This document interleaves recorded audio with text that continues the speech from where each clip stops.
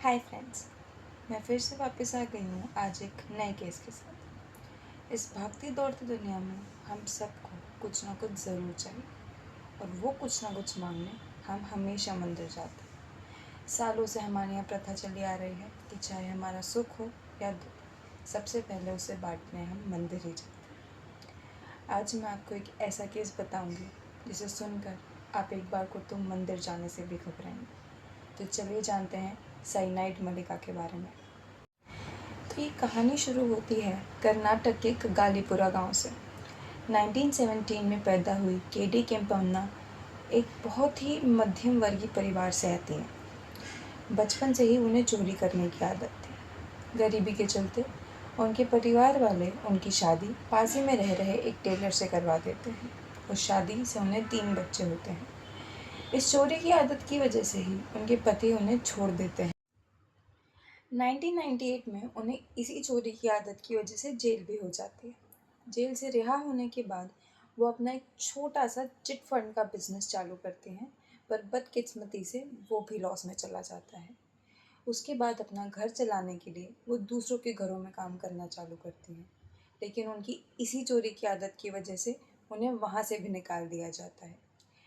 इतनी गरीबी और स्ट्रगल से अब वो तंग आ चुकी थी, तो उन्होंने जल्दी से अमीर बनने का एक खतरनाक प्लान बनाया। अब केम्पम्मा बैंगलोर में मंदिरों में जाया करती थी।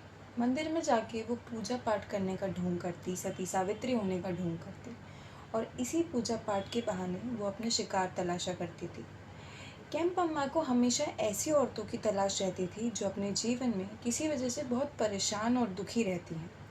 वो उन औरतों से धीरे धीरे अपनी दोस्ती बढ़ाती, उनसे उनकी परेशानियाँ पूछती, उनसे अच्छी अच्छी बातें करती, उनकी परेशानियाँ सुनती और उन्हें अच्छे अच्छे सुझाव दे के उनका भरोसा जीत लेती थी।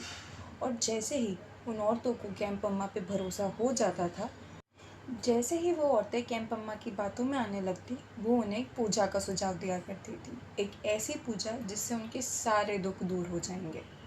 जब वो औरतें केम्पम्मा की मीठी मीठी बातों में आ जाती, तो केम्पम्मा उन्हें कहती कि वो पूजा की तैयारी खुद से करेगी।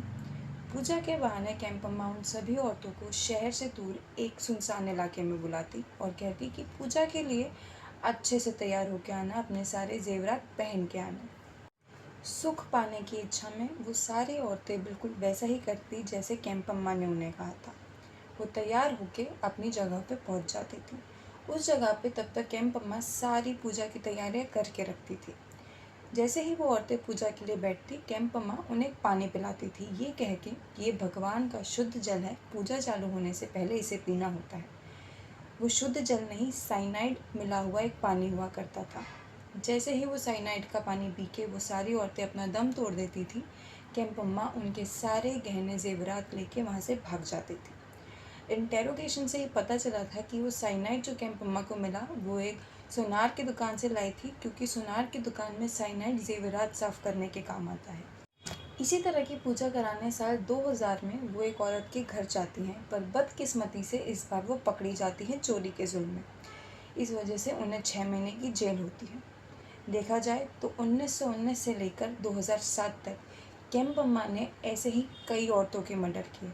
ना तो उसने 20 साल की बच्ची को छोड़ा और ना ही 60 साल की बूढ़ी अम्मा को। फाइनली ये मर्डर्स का सिलसिला 31 दिसंबर 2008 को ख़त्म होता है, जब पुलिस केम्पम्मा को इन सारे विक्टिम्स की ज्वेलरी बेचते हुए पकड़ लेती है। केम्पम्मा का ट्रायल चालू होता है और 2010 में उन्हें डेथ पेनल्टी सुनाई जाती है। ऑफिशियल रिपोर्ट्स के हिसाब से केम्पम्मा को सिर्फ 6 मर्डर्स के लिए डेथ पेनल्टी सुनाई जाती है, जबकि ये सिर्फ 6 मर्डर्स नहीं थे, लेकिन कम से कम 12 से 15 मर्डर्स किए गए थे। केम्पम्मा कर्नाटक की पहली औरत बनती हैं जिसे डेथ पेनल्टी सुनाई जाती है, और इंडिया की पहली विमेन सीरियल किलर। केम्पम्मा का केस इतना सनसनीखेज था कि इस पर कन्नड़ मूवी भी बनी है, नेम्ड एज साइनाइड मल्लिका। तो आज के लिए बस इतना ही। अगर आपको आज का केस पसंद आया तो कल फिर से मिलेंगे एक नए केस के साथ। तब तक के लिए बाय।